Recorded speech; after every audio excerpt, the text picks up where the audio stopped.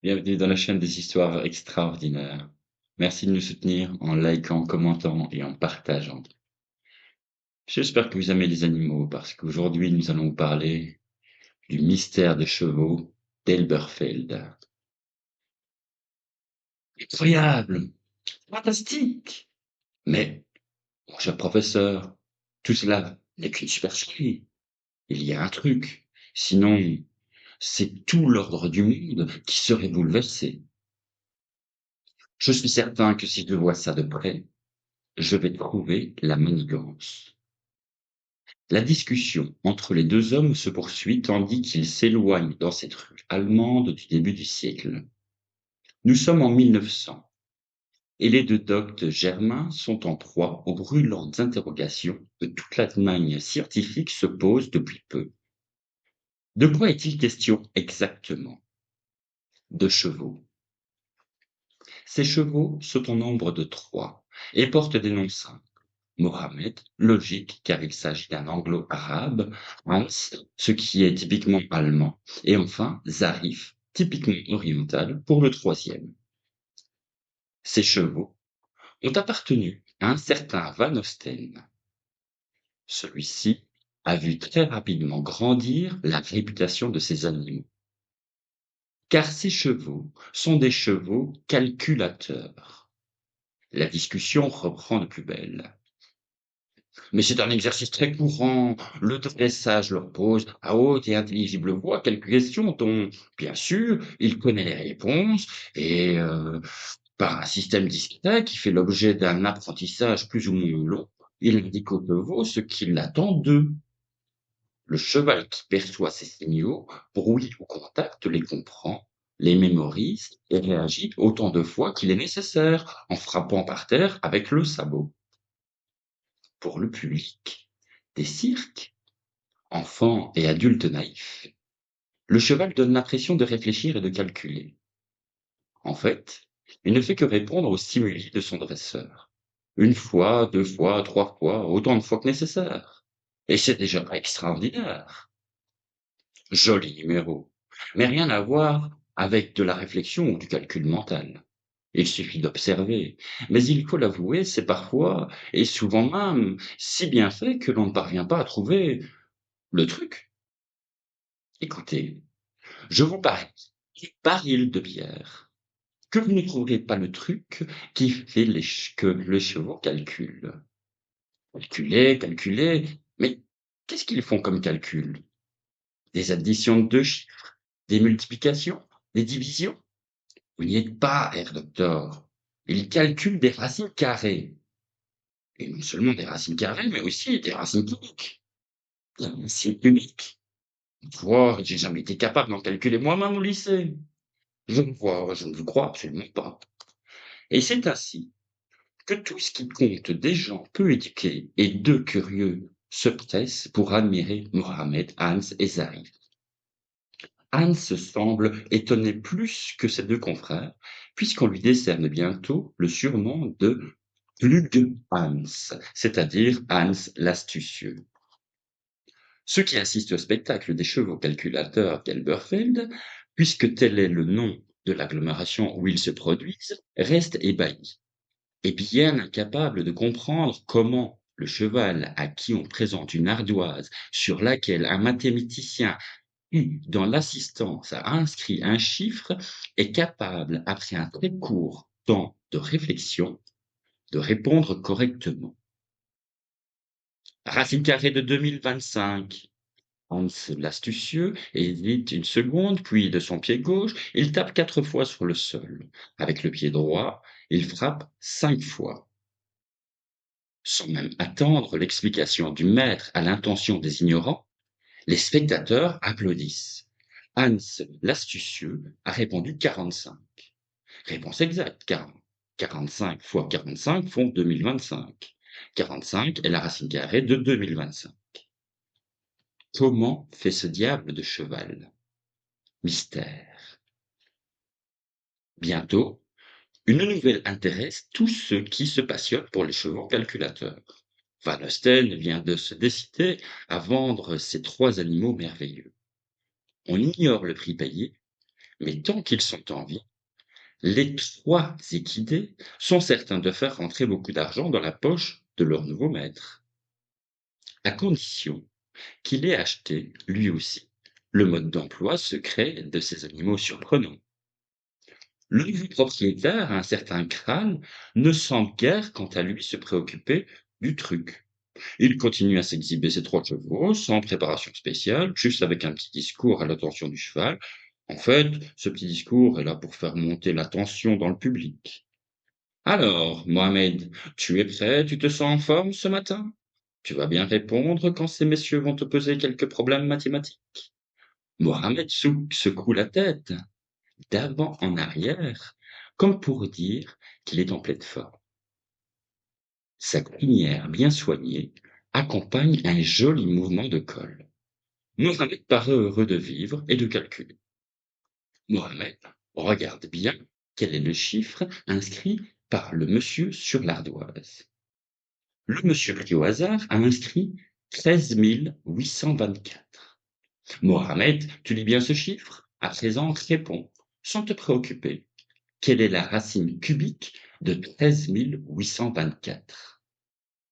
Mohamed retrousse un peu ses lèvres, comme s'il souriait d'aise. Son sabot gauche frappe 2 fois le sol.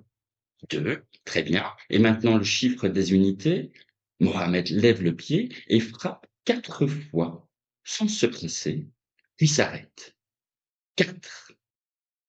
Ici, la racine cubique de 13 824 est donc 24. Dans l'assistance, de nombreux hommes ont sorti leurs calepins et leurs crayons pour effectuer les calculs. Ils mettent de toute évidence plus de temps que Mohamed. 24 fois 24 égale 576 fois 24 égale 13 824. Les applaudissements crépitent, mais quelques sceptiques persistent à garder leurs applaudissements pour plus tard. Il y a un truc, c'est certain, excellent truc, faramineuse astuce. Et reste à connaître le secret. Monsieur Croll propose à l'assistance, pourtant très impressionné, de compliquer la tâche de Mohamed.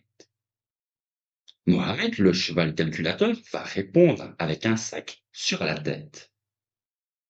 Comme il se doit, je ne lui ferai pas lire l'ardoise, mais je lui poserai une question de vive voix.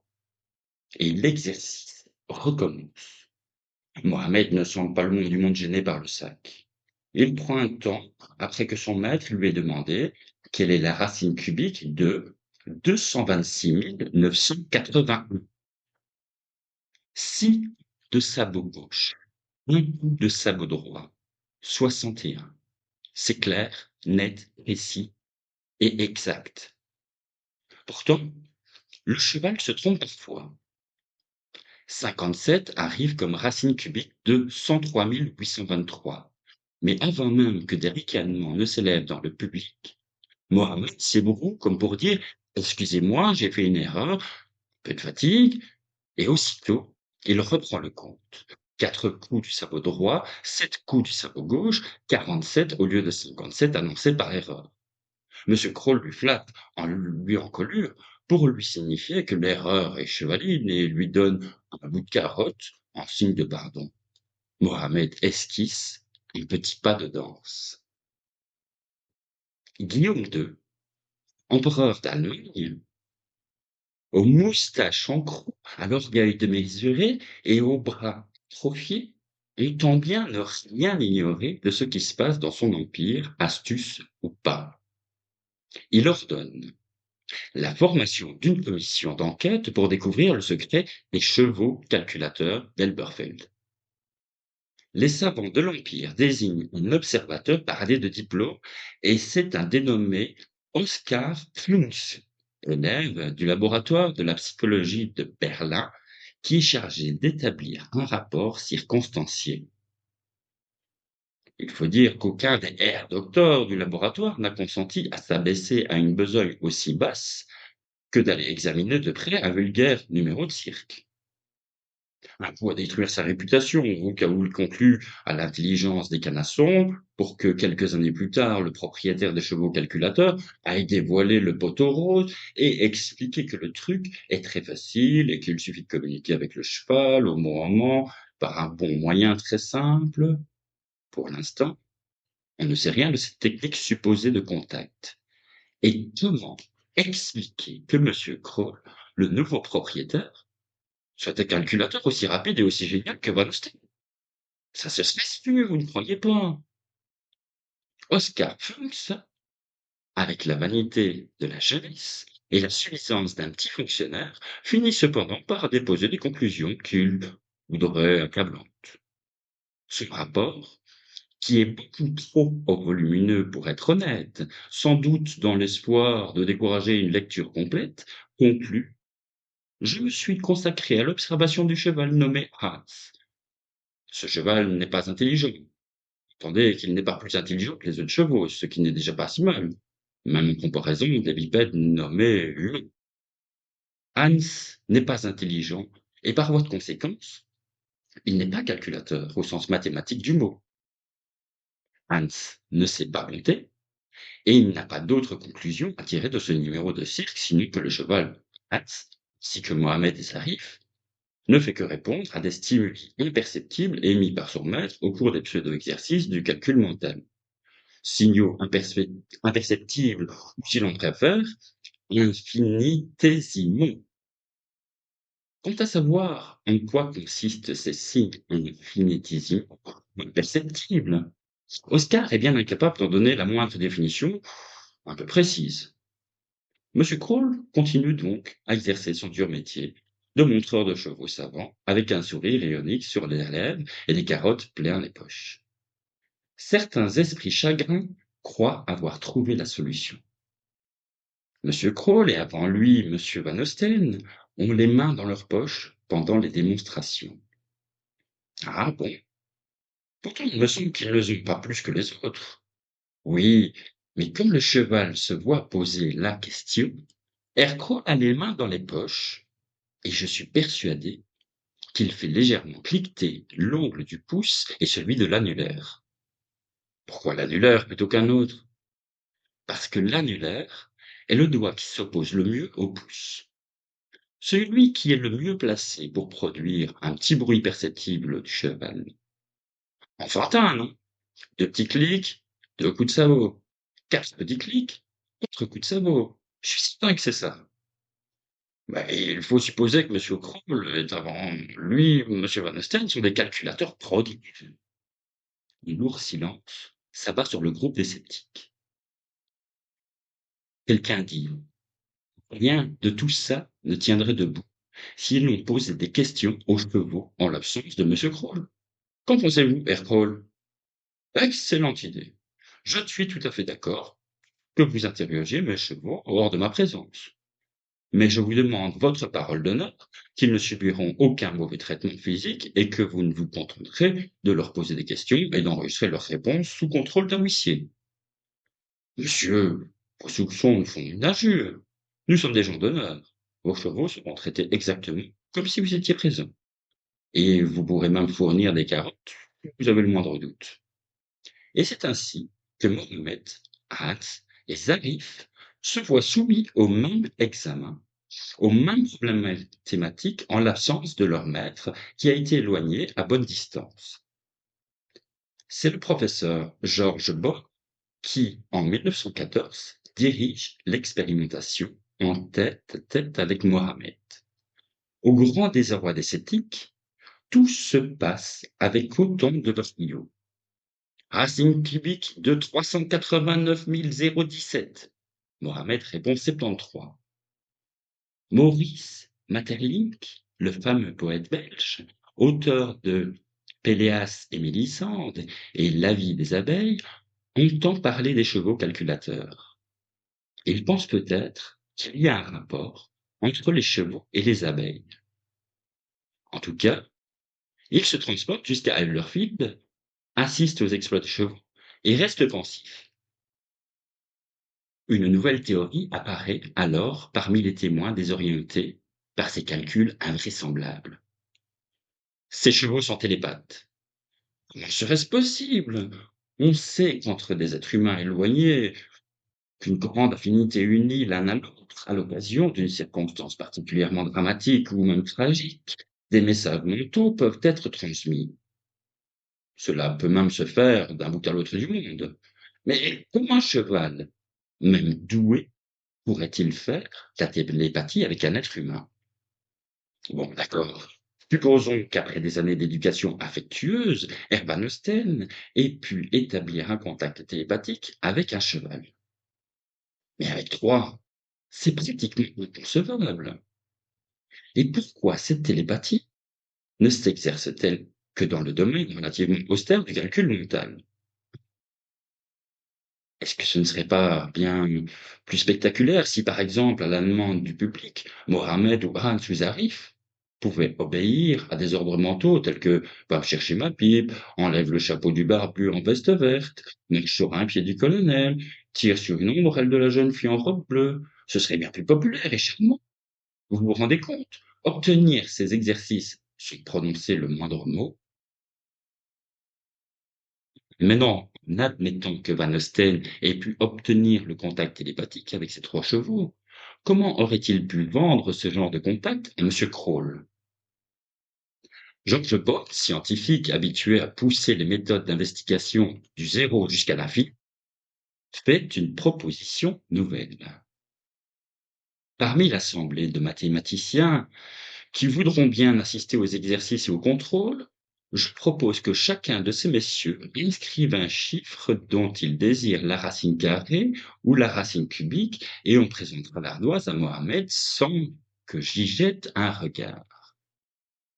Ainsi, tout risque de transmission de pensée entre le cheval et la personne qui lui présente l'ardoise sera éliminé. Tout le monde soupire un grand coup, car tout le monde y perd son latin. Eh bien, va pour l'interrogation sans que Airborne lui-même connaisse le problème posé. Mais déjà, on se dit que Mohamed, Hans et Zark vont toujours aussi perturbables donner les mêmes désespérantes comme réponse à coup de sabot droit et de sabot gauche. Car maintenant, au-delà du mystère de l'intelligence animale ou même du génie calculateur, les savants allemands et ceux des autres pays en arrivent à toucher l'insondable.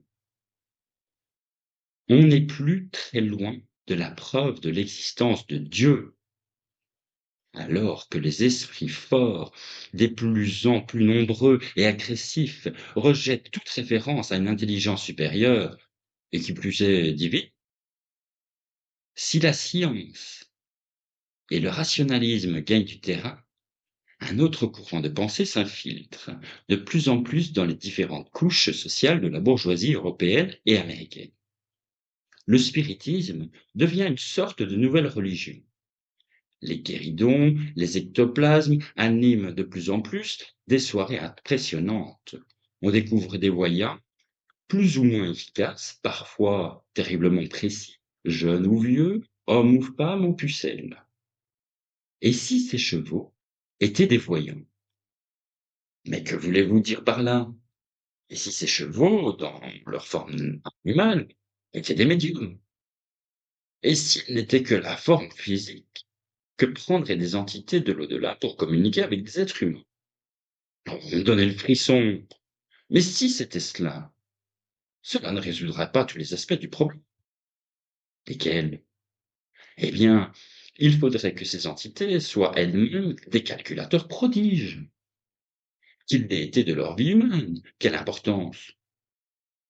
Dans le monde de l'au-delà, je pense que tous les êtres en errance, que toutes les âmes disparues doivent être en mesure de répondre à quelques questions concernant des racines cubiques ou carrées. Dans l'autre monde, on doit savoir tout faire. Le nouvel épisode vient corser encore le problème. Monsieur Kroll achète un nouveau cheval, Berthaud, un étalon, qui ne répond pas aux questions en lisant sur une ardoise. Pour une bonne et simple raison, Berthaud est un étalon aveugle. Il met un certain temps pour se mettre au diapason de ses collègues. Mais bientôt, il résout les racines cubiques et carrées avec brio. Et il répond lui aussi à coup sec du sabot du pied droit et du pied gauche. Les chevaux, à présent, parviennent à lire l'heure. Les sceptiques, bien que sceptiques, se disent: nous donnons notre langue au cheval. Il n'y a jamais eu d'explication scientifique aux chevaux calculateurs d'Elberfeld.